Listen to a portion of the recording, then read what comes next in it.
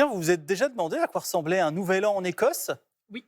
Ah bah, je pense que vous êtes la seule, mais figurez-vous que rien que pour vous, et évidemment pour vous à la maison, nous avons la réponse. C'est Maëlys Septembre qui va nous la donner, notre correspondante au Royaume-Uni, car le 2 janvier, figurez-vous qu'en Écosse, eh bien, c'est férié, contrairement à chez nous et en Angleterre. Comment ça se fait, Maëlys?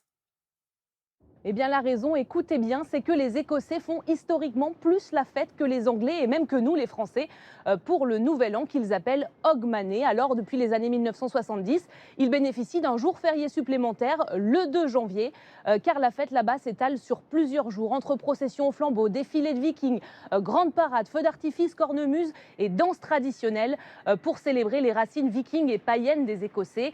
On vous emmène ce matin à Édimbourg pour comprendre pourquoi les Écossais ont bien besoin de ce jour de repos supplémentaire. Regardez notre reportage réalisé avec Perrine Aubert. Dans les rues d'Édimbourg, le son des cornemuses et la lueur des flambeaux accueillent 2026.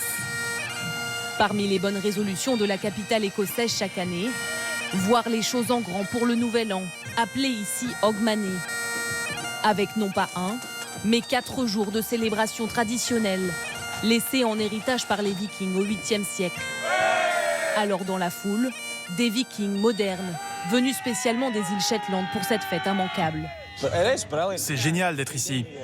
Ça a demandé une grosse préparation. On a tout fait nous-mêmes. On a acheté des feuilles de cuir, des maillons de chêne, environ 60 000, que nous avons assemblés à la main.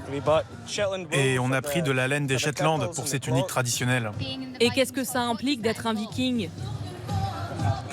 Vous voulez la vérité? Un foie solide.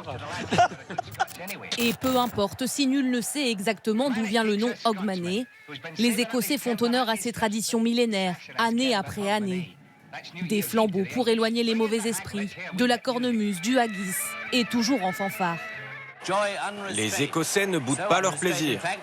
On n'a pas entendu les cloches sonner à minuit. Des chants et ses danses traditionnelles main jointe avec son voisin.